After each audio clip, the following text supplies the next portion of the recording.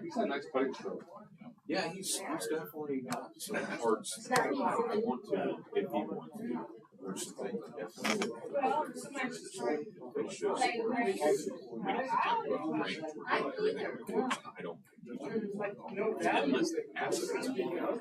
If we're on a player, so but there's a lot of things I can see that happen.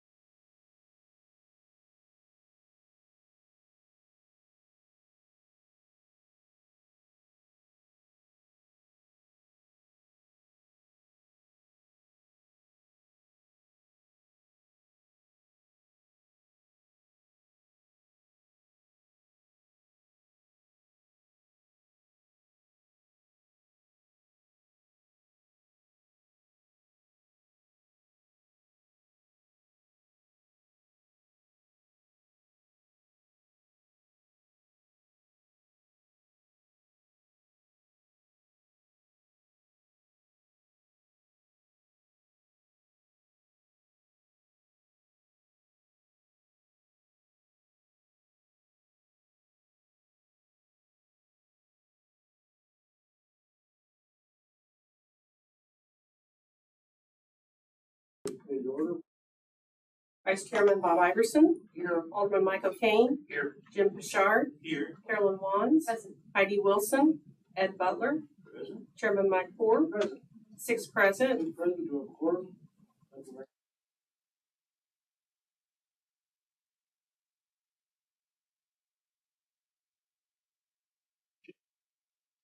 For meeting, if there are no corrections, need a motion to approve, please. Second. All those in favor? Opposed? Thank you very much. Approve the agenda. There are no, in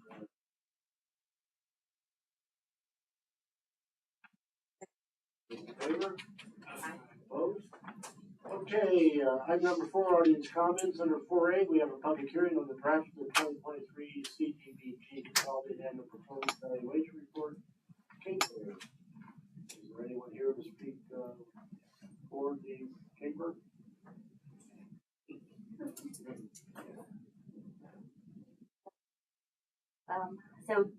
We also have a resolution to approve this consolidated annual performance and evaluation report later in the agenda.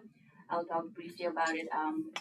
So this is a mandatory report that we have to submit to HUD, all the CDBG funds that we get every year. This is the end of the fiscal year that we have reported all the accomplishments, all the projects that we completed on the prior year. So in the year 2023, we received $1,043,689 in CDBG funds that would be dated from May 1st, 2023 through May 30th, 2024. Out of those funds, $786,964 have been utilized, completing 14 rehabilitation projects, 1 accessibility rehabilitation project, 25 demolitions. We still have so the rest of the funds are encumbered or still in process. This report is in with that, the city also completed a project with the Danville Rescue Mission. We helped with the electrical air heating unit for the dwelling units in that facility. And this is just the report that we submitted to HUD about the projects and how the funds were utilized, where the goals. There were some goals that were set for the consolidated plan, 5-year consolidated plan. This one is reporting on the 4th year. We still have 1 more year. We were just awarded the 2024 and actually, 2024 CDBG funds. We'll be reporting on that next year. So do you help any other organizations? You say I might have missed it.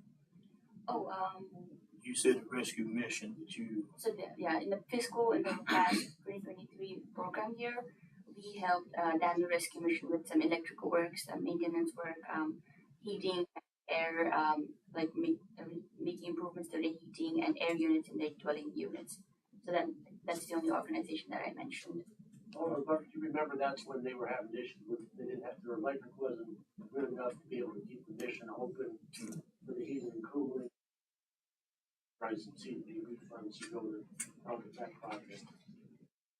Yeah, okay, so that's the only ones that you helped in 2023, you said. That was the only, that was out of the homelessness funds. We did do some individual owner-occupied home rehabilitations and 1 accessibility specific home rehabilitations and 25 demolitions. The organization would be just the Danville Rescue Mission. Thank you. Any other questions? Will that be posted on the website or? It is posted on the website. We have the draft in our webpage. It's in under community development grants webpage. Used to vote this. Back in the day. Oh, okay, I see this one home here that would they help out here too. I see here. Okay, anyone to speak against the?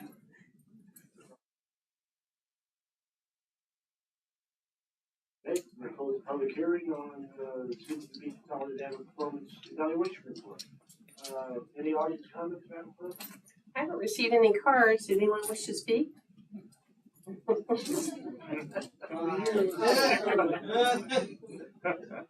right, so hi, Chairman comment, just keep the Showers family in your prayer. Mark passed away last night. Mark was 29 years. Sir, his brother, who was officer, Mark retired.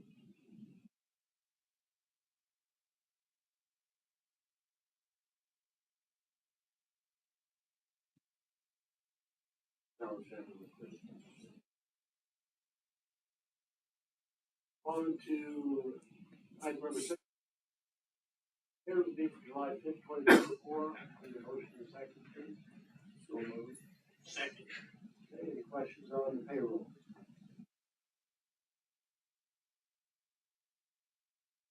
Alderman Wilson, Butler, Yes. Iverson, Yes. Kane, Yes. Bouchard, Yes. Juan. Yes. Four. Yes. 6 yes. Yes, thank you. Item number 7, approval of vouchers payable due to be from July 9th, 24. Need a motion and second, please. So-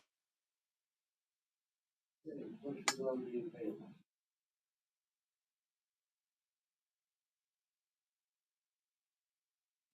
Alderman Butler, Yes. Iverson, Yes. Kane, Yes. Bouchard, Yes. Juan. Yes. Wilson.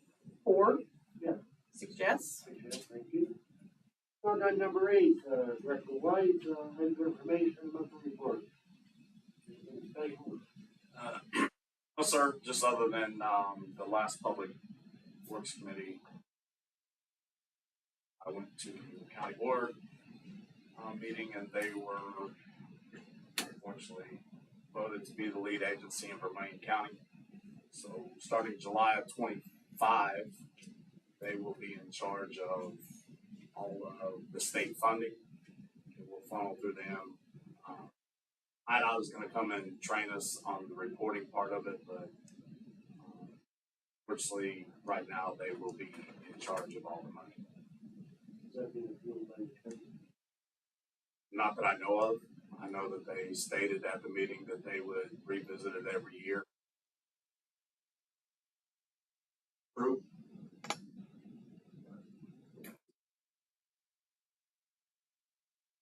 Operate as a separate entity? Yes, we'll still operate. You know, they'll do the county wills. Fortunately, there's, probably gonna be cuts. To what extreme or what, we don't know yet. There's a grant that both of us have.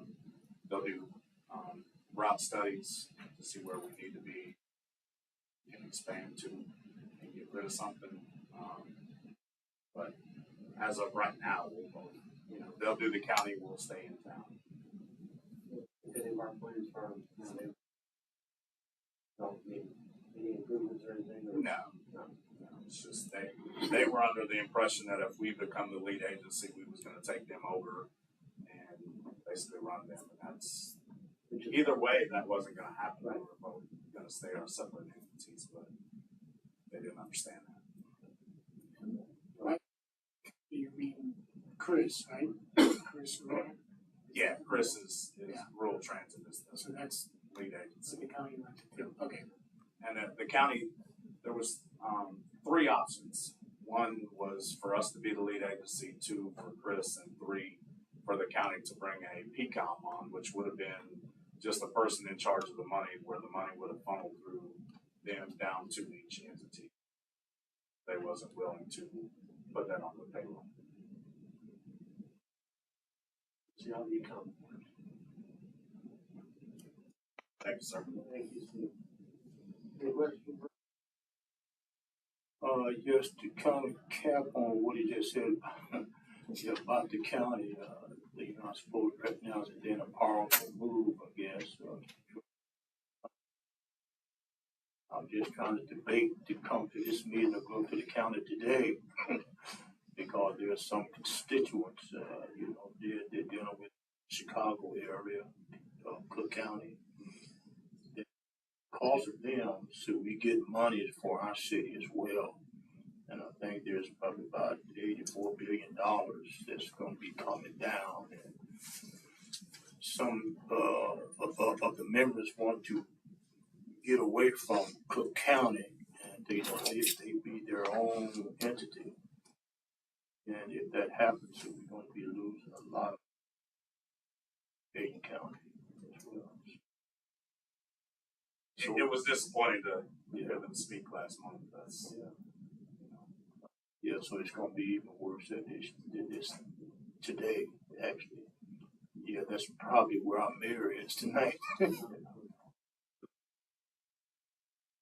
Especially the mayor's absence due to the fact that he's the board member now of them. Oh, okay, all right then. Okay, my bad. Yeah.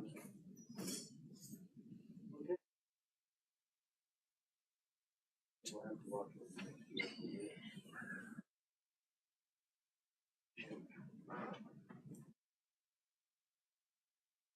Okay, moving on to item number 9, Public Works Director Room. We have 9A, a resolution approving consolidated performance and evaluation report caper for program year 2023. Just have a nice presentation on.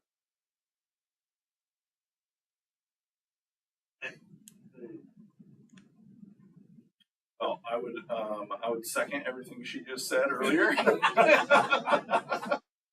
And if you have any other questions, I will find them out and email you.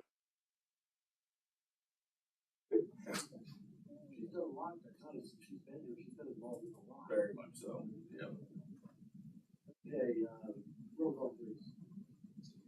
Vice Chairman Iverson, Yes. Alderman O'Kane, Yes. Bouchard, Yes. Wands, Yes. Wilson, Butler, Yes. 4, Yes. 6 yes. Yes, thank you. 9B is a resolution amending the professional service agreement for the Kickapoo Rail Trail Care Team. Route planning services for the Danville Area Transportation Study, that's. Motion in the second, please. So move. Second. Okay. I can speak on this. Yeah, I'm over here. DATS has initiated, earlier in the year, maybe last year, late last year, and engaged Lockmuir Group to do a study for the Kickapoo Rail Trail extension from the county grounds there into, the city. And they came up with various, options for that, study.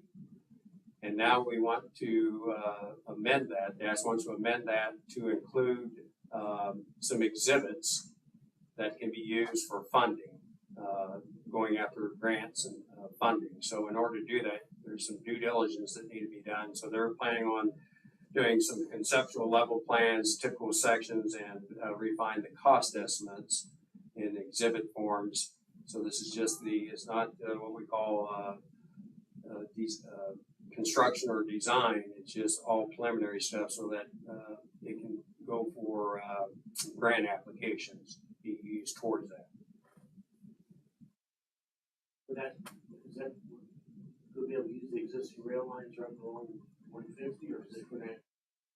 That's a good question. CSX has not abandoned their railway there, and I know when Sam Cole was here, he engaged them numerous times, and as of now, I don't think they're ready to play ball yet to allow us to go through there. So that is the key option, or the main option that we'd like to do to use to get the trail into Ellsworth Park. But the Lockmuir Group did look at going up Oakwood Avenue, up by the Dairy Barn and the Little Nugget, that little area there, and doing what they call share the road. That's not desirable because it's sort of like if I recall, it's like a racetrack going through there. It's pretty high traffic, so you don't really want to have pedestrians or bicyclists on there, but it is an option. There was another option going down Batestown Road, but that's also having to cross 150. So CSX is the logical choice, but yeah, I think it's a long way out to try to get that done through there. So is that the CSX, is that the track to go across 74 as well? Yes, that's the Hillary Yard. Right. It's pretty much abandoned. It's been like that for I think 20 plus years. I think. And yeah, it's that railroad cross or overpass that you see on 74 that goes over to the fairgrounds again. Right.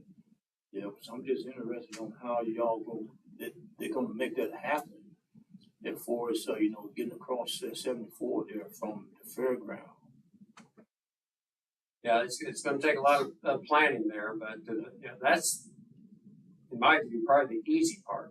It's getting through the CSX railroad, going through all that bureaucracy, trying to get right of way or some kind of agreement to get through that.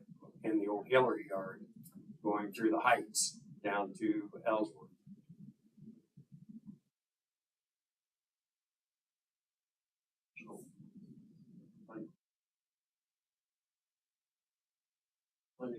Funding been approved for a lot of things. You're right there, because I suppose that the object is to keep the people safe, runners or bicyclists, going through those areas. And I was just curious, how can he make it happen?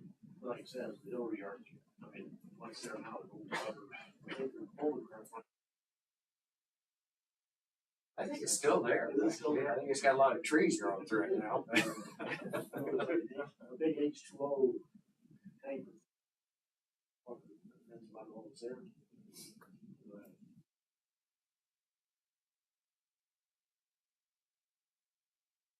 Been an analysis of what economic or cultural benefit the rail trail is to Danville, or will be, I should say.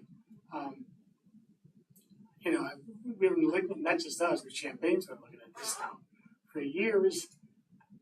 I've never really heard what they expect at the end. What's the big gain for us? Yeah, it's just a mode of transportation that a lot of communities are pushing right now, and utilizing a lot of abandoned railroad right-of-ways seems to be what a lot of communities are going after. But yeah, that's a good question. There's a lot of, you go look at Indian, Broadway, one of the things over there, where there's, it's all.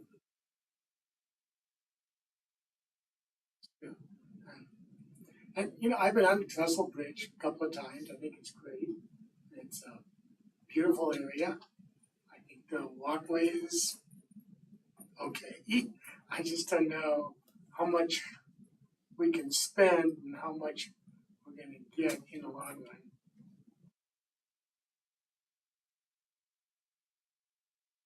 Just for partnership with Champaign County Forest Preserve.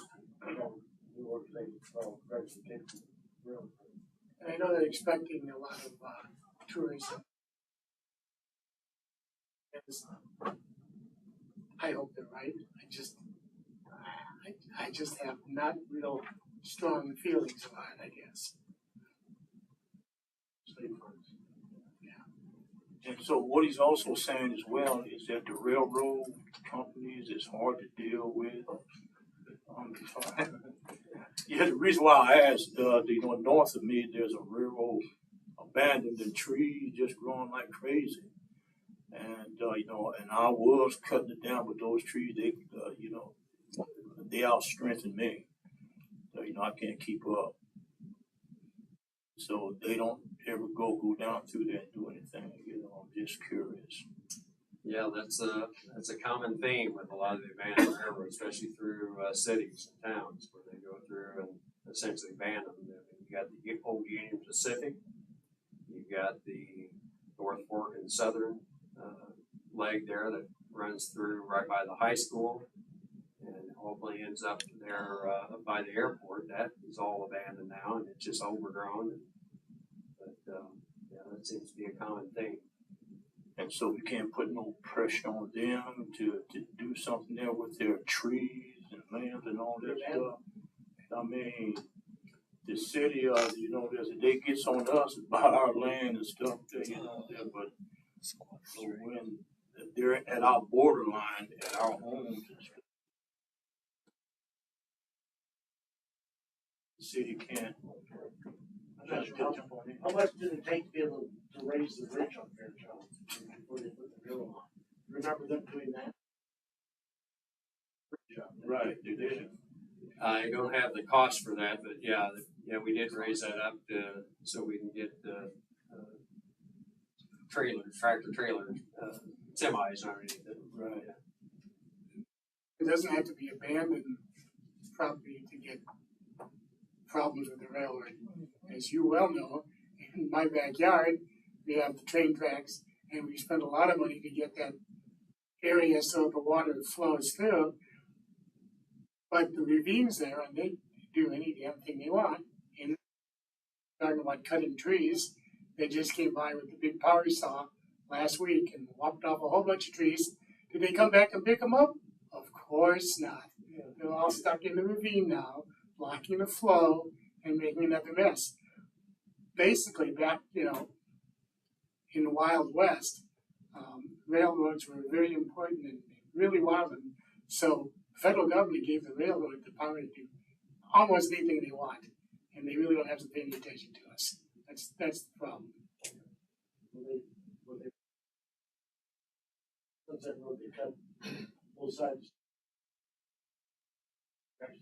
When they were doing the Winter Street Bridge, I think they did back up right. They were supposed to reopen that when.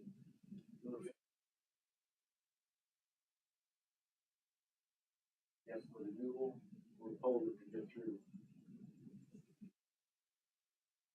They have a lot of time. You don't notify when they're closing all the intersections of town.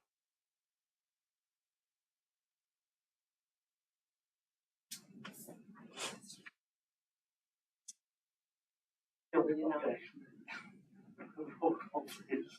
Alderman O'Kane, Yes. Bouchard, Yes. Wands, Yes. Wilson, Butler, Yes. Iverson, Yes, but I may change my mind by next week. 4, Yes. 6 yes. Yes, thank you. Alrighty, moving on to item C, resolution approving the mid-season pass fees to Harrison Park Golf Course. And Dave has somebody he's gonna introduce to everyone. Yeah, so, Oh, We need a motion and Okay, second. So Okay. there we go. All right, so, I actually have AJ Shannon here. He's the, golf course manager. So he brought this to my attention. I was gonna kind of wait and then deny him some information. Maybe he could tell you a little bit about himself and maybe what he's got going on down at the golf course.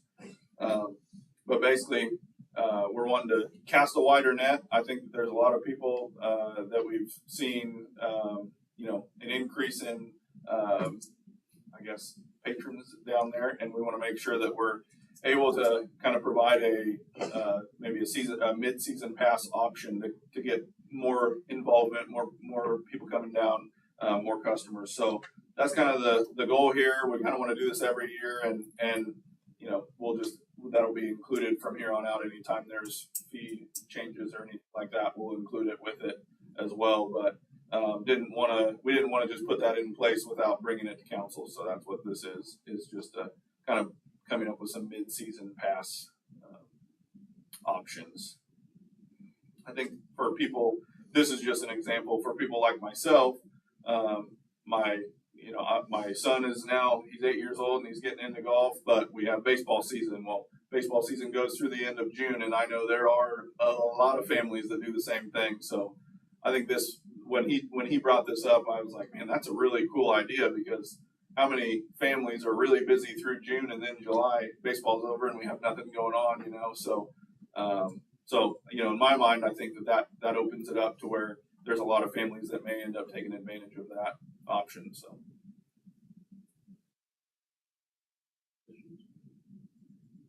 Comments?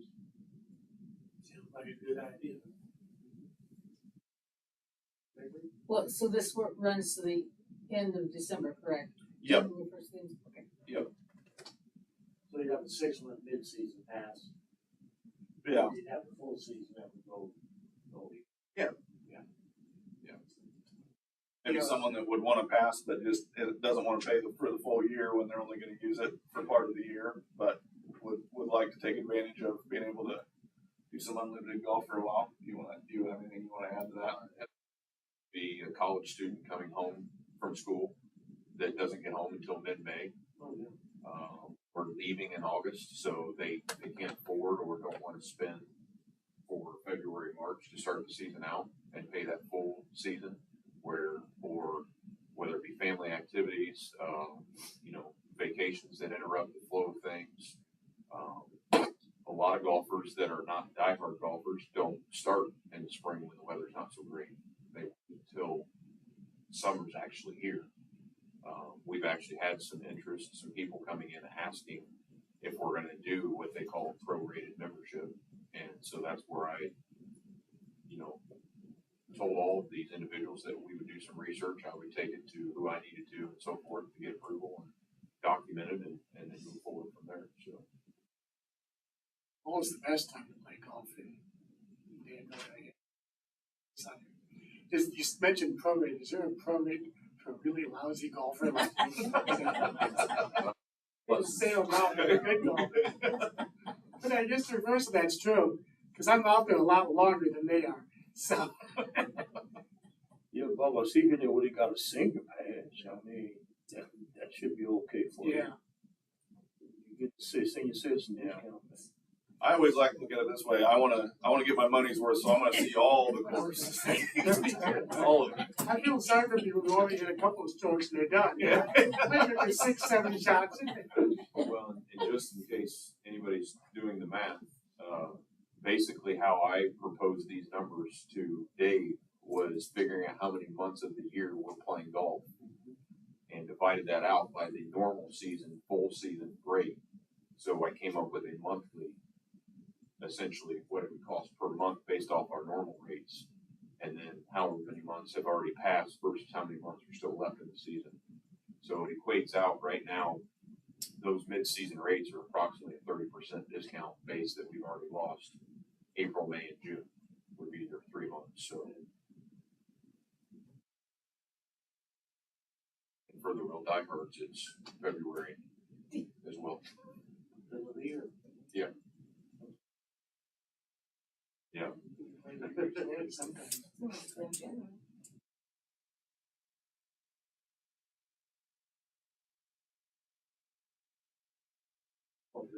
Alderman Bouchard, Yes. Wands, Yes. Wilson, Butler, Yes. Iverson, Yes. O'Kane, Yes. Ford, Yes. 6 yes. Yes, thank you. 9D is an ordinance approving the purchase of real estate, community improvements, amending the Fund 107 budget. They have a problem taking D as well, an ordinance approving the purchase. So moved. Okay. Questions on D and E? One on D, I guess.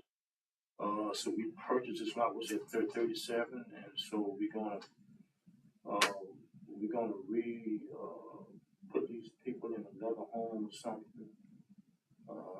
See, there will be purchasing another property for 50,000. These are all in conjunction with the Carl Riverfront development too, aren't they? Yeah, that's just cleaning up that Madison neighborhood, the same neighborhood that we've been helping. We're kind of still in that neighborhood there. So as far as relocation, that's going to have to be a question that I can ask Logan for next week, or I can shoot you an email tomorrow and let you know. But I think these are You just clean up in that whole, right? Relocation, there is in the, Agreement. there is, we have mentioned how if there's a relocation, part of that acquisition, it is mentioned in the ordinance too. So we typically give 5,000 for relocation if they're asking for it. Well, D, it does say that here. Yeah, you're right, it does. You know, that's why it's a question if Yeah. we're relocating that family that, you know, there's some Providing assistance for them to find another home. good, so that's okay with the, Yeah, the people as far as. Yeah. Okay. yeah, that's how those deals get worked out, basically. This is just under 316. Yep. Yeah, right, exactly.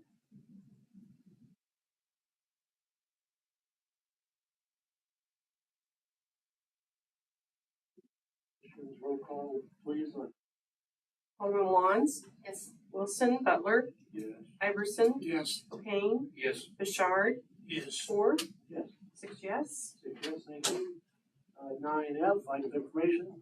All right, so I guess before I hand the mic over to Mr. Shannon, I just wanted to kind of make a cool announcement.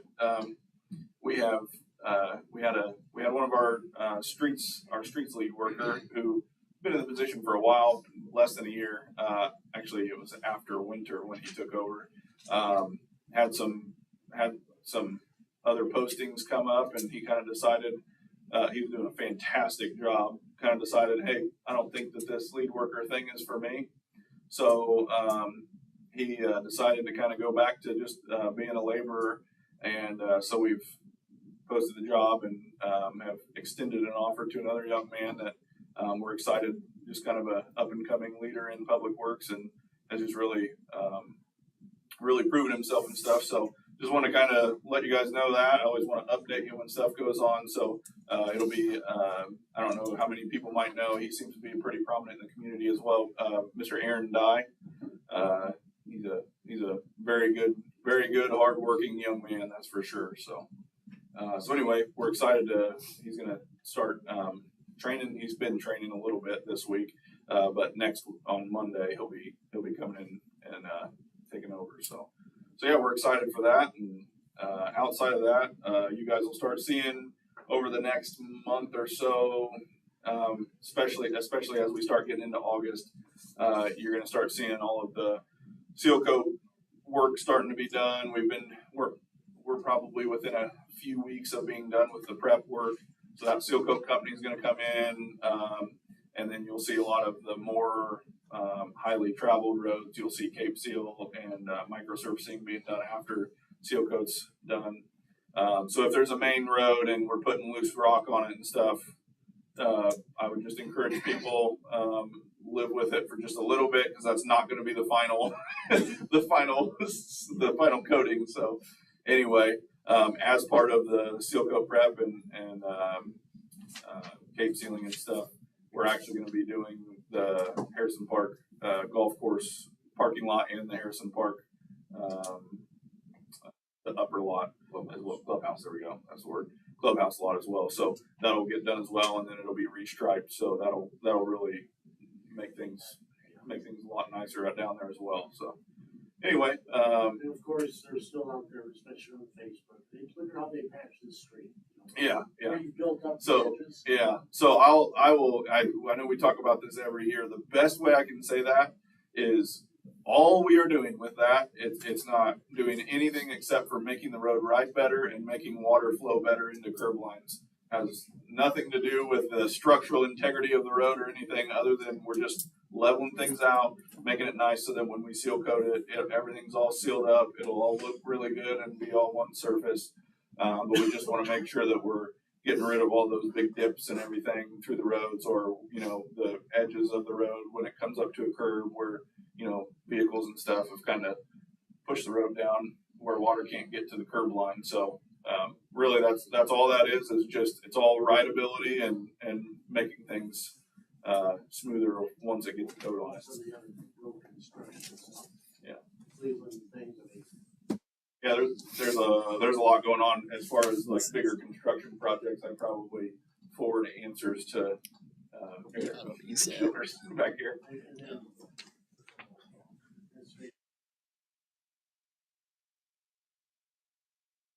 Yeah, they're probably going to start that towards the end of July, August.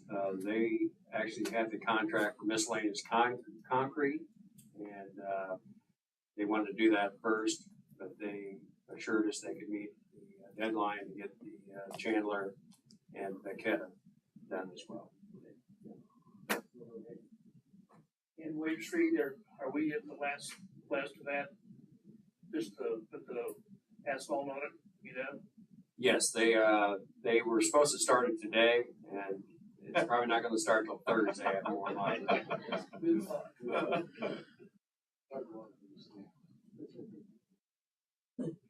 Cool. So the only other thing I just wanted to give AJ maybe a chance. I didn't give him a very big heads up, but if this doesn't tell you anything about AJ, he asked me I don't know, I met him, 30 minutes after I told him that he might want to have some updates ready, and he came with a typed up list of things to share with you that he's working on down at the course. So if that doesn't tell you what you need to know about him, I don't know what does. But so anyway, I'll let AJ kind of introduce himself and talk a little bit, and then then we'll be good.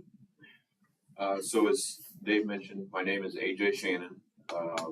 I've been in the golf business since 2002. I actually started working for the gentleman sitting behind me here, Mr. Heron, back at Turtle Run years ago. Worked my way up through the PGA profession and left Turtle Run in 18. Needed a little change of pace.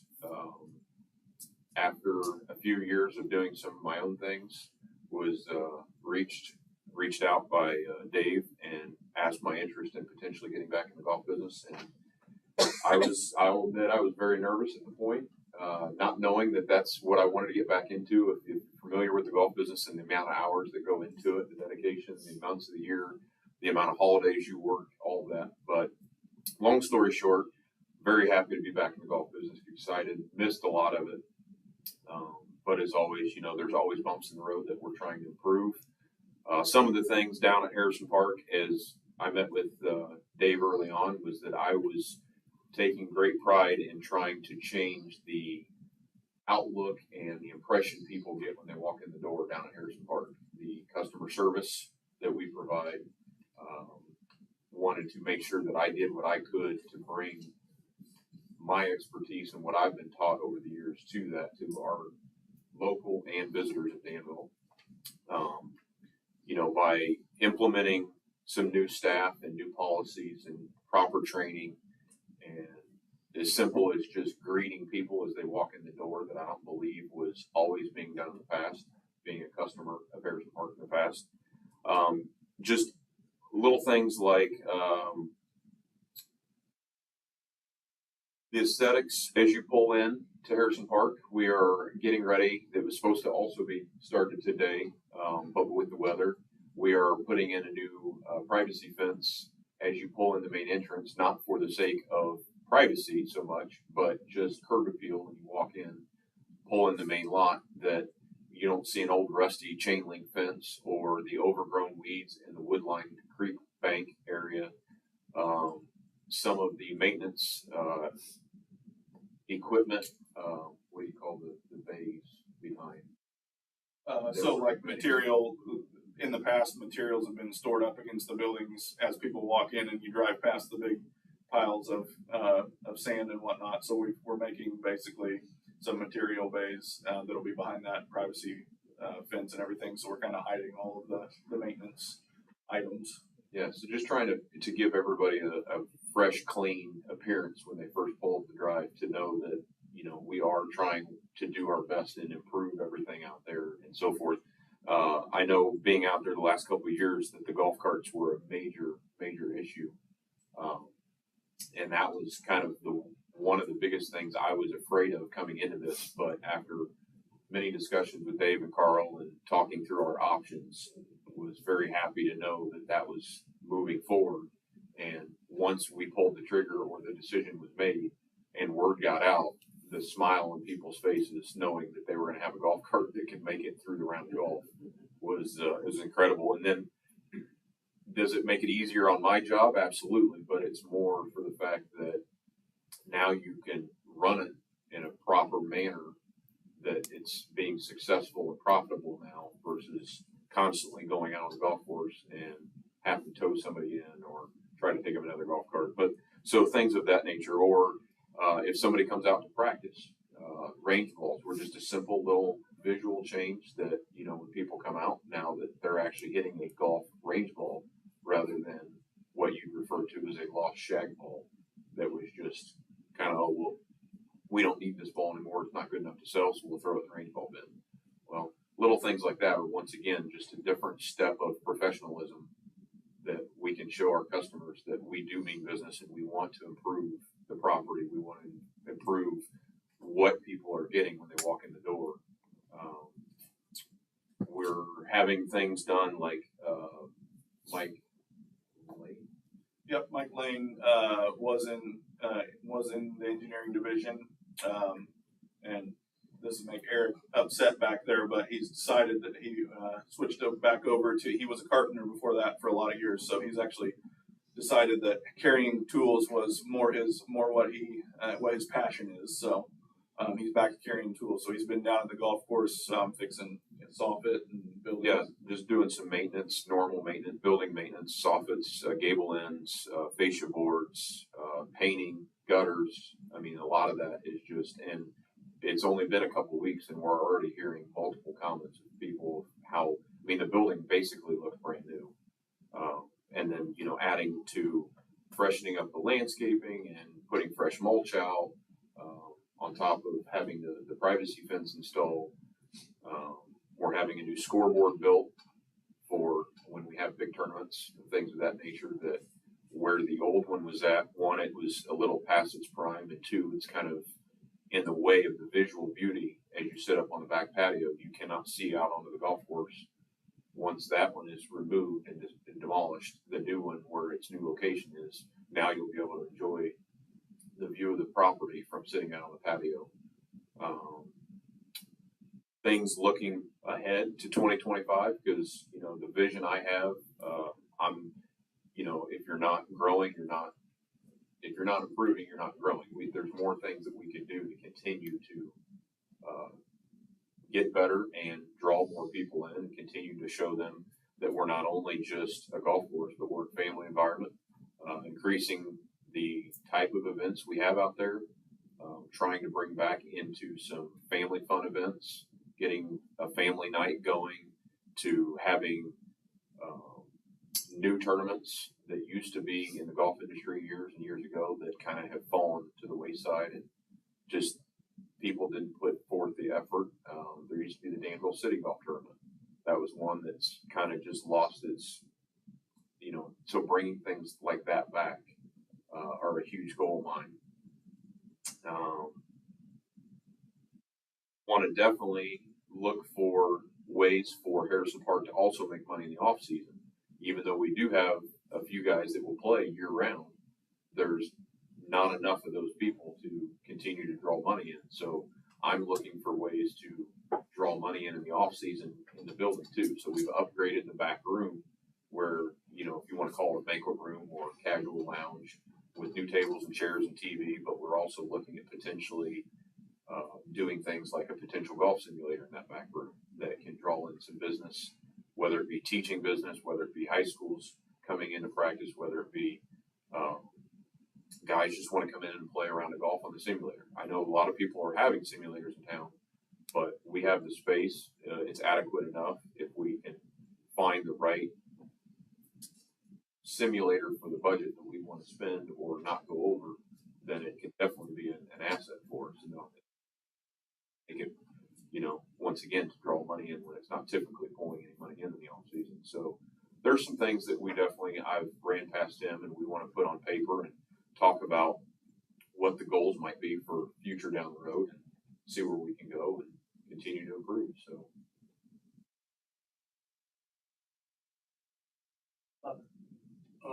Yes, I'd like to first thank AJ for your enthusiasm, and you know, it's good to see who you're up and hearing your name, and it sounds like you got a lot of good ideas, you know, to kind of keep the golf course going. So we really appreciate it. Thank you. I got a question for Dave. There, maybe 2 or 3. Okay. Yes, I appreciate you know, you or whoever else that were with you for giving an African American chance to get into the administrative position. And you know, I hope that everybody else were given a chance that we didn't take and say, hey, we want you or whatever, you know, to be that person. Yeah. And you know, I really appreciate it. Yeah, Aaron has 100% earned that position for sure. I mean, he's come in and he's really been kind of taking the bull by the horns per se, and just really as far as like when we had the storm last year, he kind of got into the trees quite a bit, but we had a couple of our key tree people leave earlier this year, later in the year last year. And it was kind of left where we don't really have a main tree guy, so Aaron was like, hey, I'll learn and step up. And so he's really self-educated himself in a lot of ways, but also he's a pretty wise young man as far as being able to listen to the advice of the people that have been there for a while. Maybe, maybe they're not in a place where they want to be up in the tree bucket all the time, but they've been there before and they know how to help him. And so he's been very good about being listening, being a good listener, just really learning as much as he possibly can and soaking in any bit of knowledge that he can. So definitely, we can see he's definitely earned the respect of a lot of our guys and gals out there at Public Works. So yeah, we really enjoy having him. Yeah, but okay, I appreciate that because I worked with him too there when I was mentoring all the schools, and he's real knowledgeable young man. Yes, he is. Ever since he was a little bitty fella. So yeah, I really appreciate it. The other thing is that I don't know if you finished with the road there right on Kimball Street across the tracks and north of the tracks. I noticed that a couple of areas there about this wide here, and then another area spot here this wide. And I was just wondering how come we didn't just went ahead and pave the whole thing. I'd have to come look at it. I'm not sure. Yeah. Like I was explaining, a lot of that, so it's getting covered up with a surface. So it is. Okay. Yeah. So that, Yeah. that's what I was talking about. Is that asphalt is strictly just to make it ride good, and then they come in and we seal coat over the top of it. So you'll never see it after it gets seal coated again. But that's where we're talking about is just it looks ugly. I will admit it looks ugly. Yeah, it looks ugly. What they doing here? Yeah. Man? Gee, Once it's covered up. Once it's covered up, it Yeah, rides right. smooth, and this is probably, I think, the 5th or 6th year that we've done this, ran this program, and we found a lot of success where we have roads that used to be some of the worst in town, and it's held up well enough where now, due to the work that, Sam Cole did, but along with Eric Childers helping him as well, and just getting to where things are planned out and they're on a cycle now where we do routine maintenance now and we're not waiting for roads to get so bad. Just things like that have really helped. And so this seal coat prep that we do with just asphalt has actually surprisingly held up pretty well. So. People, especially people that have driveways. Right. The crowns in those roads were so bad, so building up that crown up so you're not bottoming out when you come out of the driveway. Right, A lot of exactly. people like that. Everybody speaking of that there too is a lady, so she's about in her 80s. So she can't come out of the alley.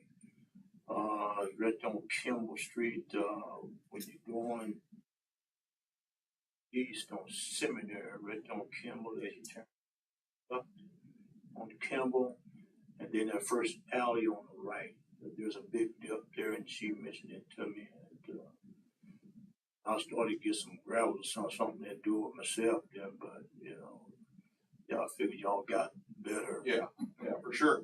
Well, yeah, and when people have questions about stuff like that, man, they can always feel free to give us a call at Public Works. But the other thing, I always try to make sure and make this known. We call it the Report It app. But if you get on the City of Danville website, it's one of the main, if you scroll down, it's one of the main big items you can click on. It says Report a Problem.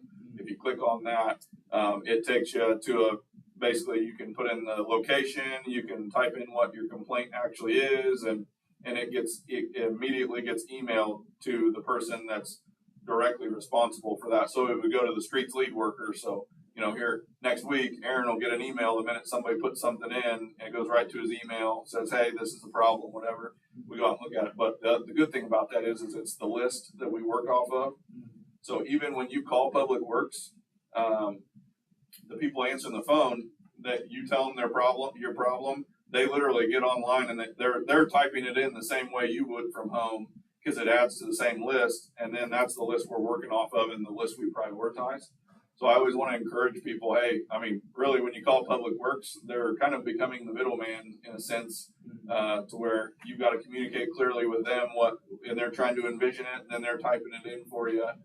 But anytime that you wanted to get on, you can get online and type in an issue, the location and everything. It goes straight onto the list, and it goes straight to the people that are responsible for it, and that's the best way to kind of communicate with us any issues like that for sure. You know, good. Well, I suppose I'll probably have to do it for her because she's in the 80s. Well, and she, like I said, I definitely don't. That's why I'm always like, hey, you can call. Go ahead, call. Please call. You know. Okay. Yeah, that one curve I mentioned to you there a while back. That greenhouse on the corner. Yes. Yes. Dave, Yes, once that's reported, does it stay on file so it's taken care of or So- addressed? Yeah, so it stays on the list, and we have different settings. So we have a submitted. So like basically it'll show submitted until we've gone and looked at it, and then once we've viewed it and we know what we're going to do, they switch it to in progress or something of that nature. And it may sit there for a while. My hope is that we build this list up because that's the list we can then say, okay, hey, we're not able to keep up with this whole list, and we have an estimated amount of man hours for each of these projects. You know, it allows us to basically quantify.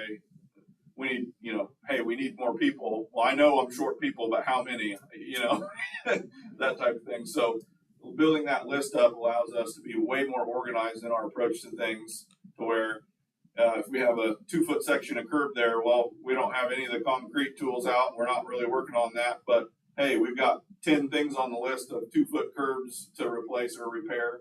We're going to run a program and we can get them all patched in 2 days, you know. So that's kind of the goal behind working that list up and really helping it get to the point. You know, right now we're actually able to keep up pretty well. There's some things that we get behind on or lower priority things that we prioritize based on safety first, and then just basically after that, it's, you know, how big of a nuisance is this problem comparative to everything else. So, but anyway, yeah. So it does stay on the list until they click complete on it. It's on that list, so it doesn't disappear.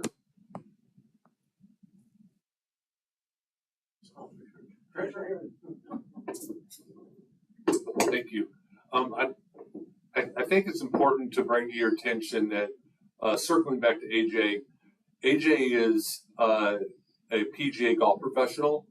And so we have not had a PGA golf professional down at our golf course for at least 30 years, probably more. And what that does is it brings our golf course to a different level, a different standard. And being a part of the PGA, as AJ is, they hold themselves to a high standard.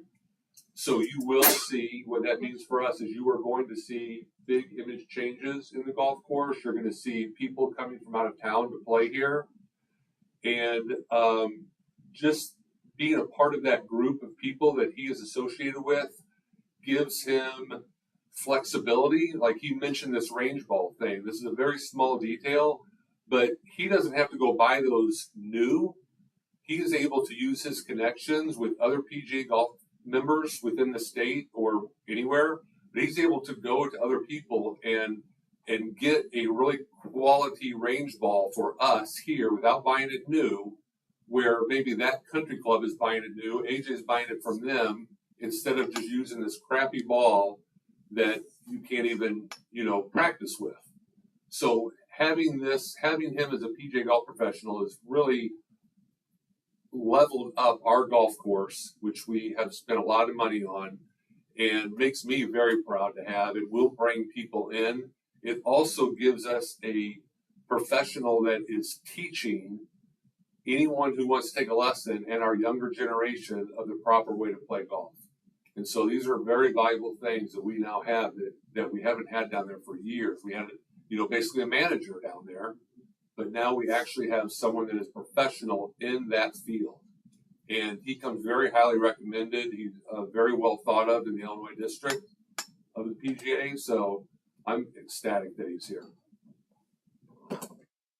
Think any one of those changes that Chris just mentioned, all those things, not only do they help, people coming in from the outside and what their view of our community is, and just always helping that, but we're also changing the way we view ourselves and what we find is, this is the acceptable standard now. So anytime that we can increase our level of standards that we hold ourselves to, we want to do that, because that's just, I think, leading our community down the right path and always continuing to improve. So, Chris mentioned lessons for children. How young can you start teaching them? In my experience, I have never turned anybody away. I've taught as young as a 3-year-old little boy one time. And I will say that with age, that 3-year-old picked up everything I said and did everything I asked, but I've had 10 to 15-year-olds that can't. So it's 100% dependent on the individual. I mean, but I have not had an age restriction where the parents made that decision that they're not ready before I have.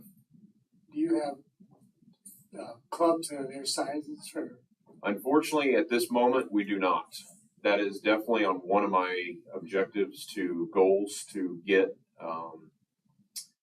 more rental clubs available, more merchandise available in the shop for when that occasion does happen, so that we're not so much waiting for customer orders that we have to place and the customer wait for it to come in, rather have it there on hand. The golf industry is very tough right now with online, with Dick's Sporting Goods, with PGA Superstore.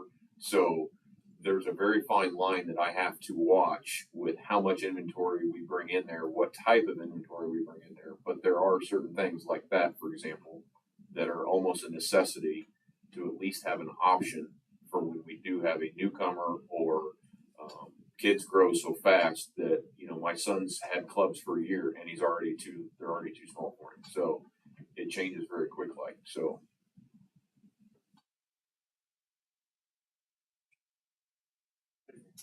I'd just like to thank AJ for the cleanliness of the golf carts. They have really been kept up, and thank you so much for that. thank you for saying that. So I will pass that along to my staff. I'm glad to see that they're doing a good job.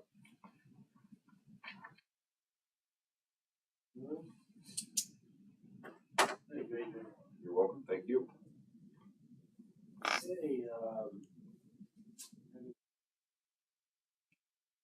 how we doing mowing and stuff, lots? We're starting, well, I was going to say we were starting to keep up with the rain slowing down and everything heating up. So with this week, obviously that's going to put us a little bit behind the 8 ball again. And hopefully things will continue they won't shoot up after this rain. Like that grass all up and down Chandler Street, $1,200 like that. 1, 2, 3. They got one of the neighbors is blowing one of them. Yeah. Like I said, between that and then we've had quite a few mowers go down in the last week. But anyway, I'll make sure. We haven't been through a full cycle. This is gets better. There's baby deer being born. Wow. Grass now. There was one just the other day. I'll have to follow up. I'm not sure, but I hope you're on the demo list.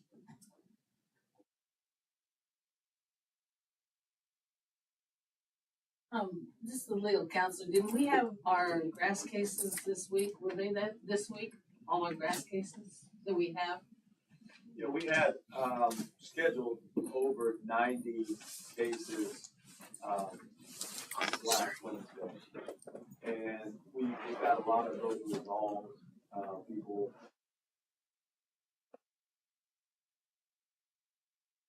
had very few of the remaining approximately 60 that showed up for the court dates of default. Yeah, these are the ones that the city has possession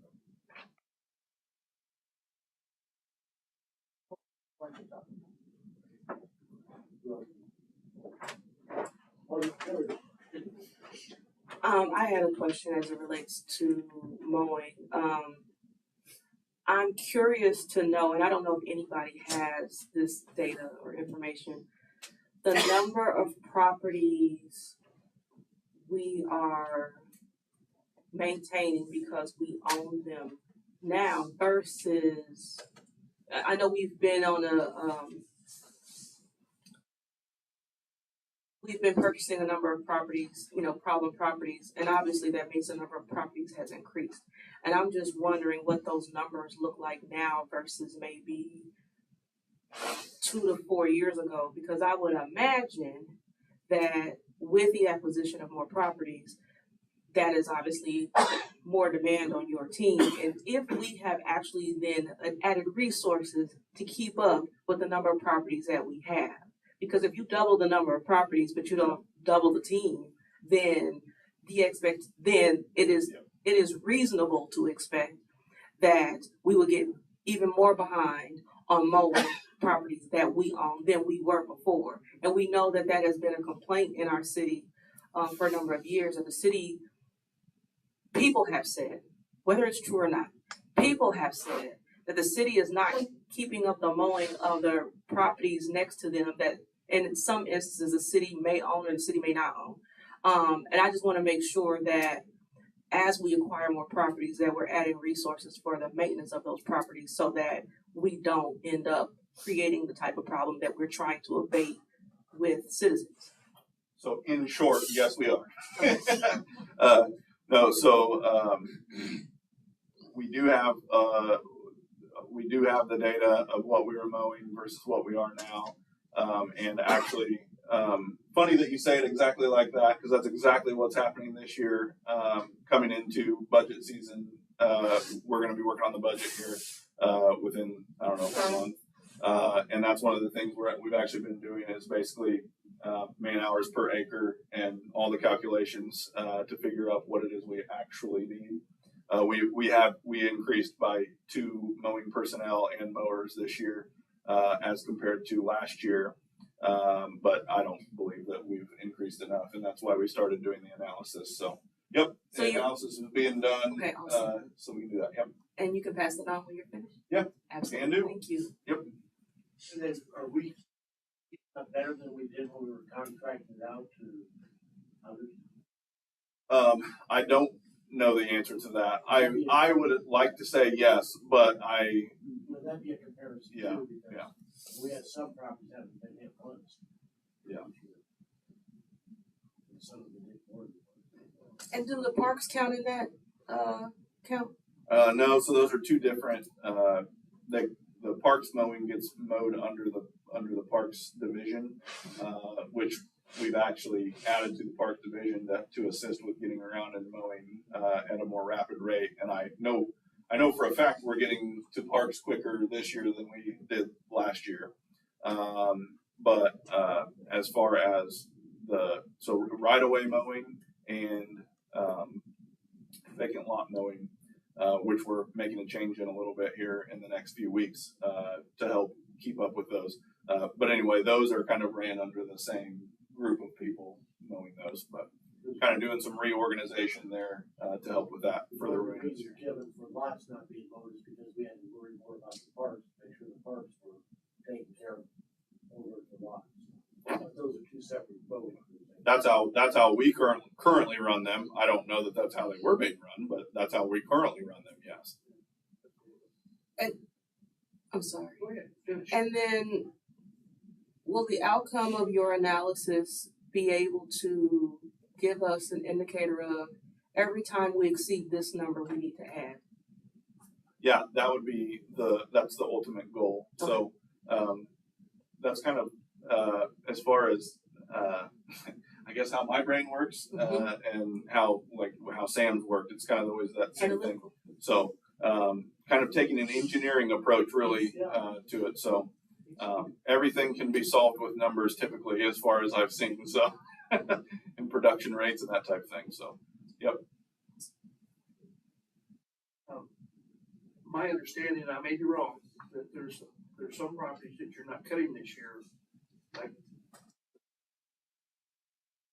are you cutting the what do you call it, the county thing? ECT. Remain County I Trust, That's a good question, but I didn't think that I we think typically there's do some cut that you're- those. There's some that you, Vermillion County trustee, that you cut the front yard because it was so high, but you didn't touch the whole property. And I thought I was told that you're staying away from those. That's what I, On main thoroughfares is on a nice little cut, because yeah, that's how I understood what we were doing, in the past and what we have continued to do. There were some that, and things change with that Vermillion County trust all the time. Yeah, there's a lot of houses that get added to it, on a regular basis too. Yeah, I think that question was asked, I think during the winter, so, you know, when we were buying the properties, and to the fact that we were cutting all those lots and everything there, but yet we wasn't getting anything for cutting them. But when they go up for sale, well, then the county would get the funding, but yes, we cut the with lots. that, though, if there's a mortgage company that has a foreclosure on the property, they're responsible. Any loan company, mortgage company, anybody who's done a foreclosure, they're responsible to maintain that. Way VCT works right now, this would be like if there's a dead tree, I mean, VCT, they're not technically responsible, but so there's really not a responsible party. And so it's one of those, like, we just look at it as a danger issue or whatever. So, typically, to my knowledge, we have not been cutting VCT lots until we come into ownership of them. So if we have, and we maybe only did cut the front yard or something, it may be the case of a main thoroughfare or something like that we're just trying to keep up with. But technically, we don't own it. We have no right to do anything on it. Yeah, 'cause for years, you know, I had about three properties across the street from me. And, on some other streets too, that we were cutting. And then like during the tax sale, I saw those yellow signs on those lots, and I presumed that those were the county lots. Yeah, because Yes, they're the city lots. this is stretching back into my memory. I don't have a very good one. But what I recall is I think there were signs or something that we had made up that said something, this is not a city lot. Oh, yeah, right there you The did. city did have, the counties are white, red, or right border. No, it was yellow and white, and because it says $750, you know, to purchase this lot. And there, you know, those lots there, in my area, it was, and so when I bought a couple of those lots, I had to pay $750, and I had to go down to the county building to buy them. But the city, we were cutting there, you know. And then on that note, you know, our inspectors is in my neighborhood. And, you know, they tag and everything. And, you know, of course, they got me going to court there for some stuff around there. And I talked to Mr. Stahl about my toters. My toters in my backyard there, but he said I need to do something with them. So I don't know if I need to put them in the front or what now. But anyhow, there's a house across the street. I don't see a tag on it, but they tag my house. I keep my grass cut. And there's a street on the corner of College and Grigg Street. I mean, this old rubber company. So they were cutting the grass. The grass now is taller than me. I'm 5'11". Yeah, my shrink. I'll pass that along to code enforcement. They can take a look at it. You're right there, because I'm saying is that if the inspector's going to tag some of the, you know, us in the neighborhood, I mean, you know, be fair with everybody. Yeah. I'm trying to keep my peace. Yep, understood. Yeah, I can pass that along, over to code enforcement there, and I think Leon can kind of help pass the message along as well, so. Yep. Yeah, I appreciate that. Yeah. Dave, are we using any outside mowers right now to help keep up? Not right now. That's kind of, I know the outside mowing was quite expensive, but I don't really have a whole lot of background knowledge as far as what was done a few years ago, because I didn't have anything to do with it but I'm always just, it's one of those, you're always told that things were really, you know, that's too expensive, but I haven't done the math myself to know that yet. So, if I can find, the old calculations from someone, that would be helpful. If not, that's something that we'll be looking into as well. Like trailers, mowers, hired personnel, insurance, everything else. Yeah. It's kind of worth what it costs us versus. I'm told that yes, it is worth it for us to do it ourselves, but, Yeah, now I know I'm cut 2 lots there that the city owns there is because they're next to my lot. And I don't, I applied for them, but I haven't got the paperwork yet, but, I'm cutting them. And next to the church. See, that might be interesting, how many properties have we been able to dispose of to neighbors? That we offer to the neighbor. Yeah.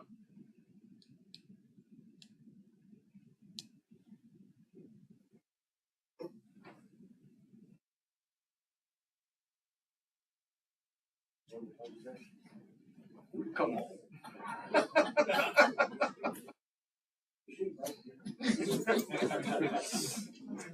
There's no ball game, I don't know what we got.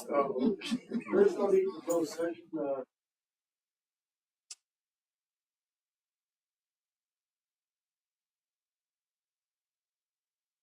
All right, item number 13, need a motion to adjourn.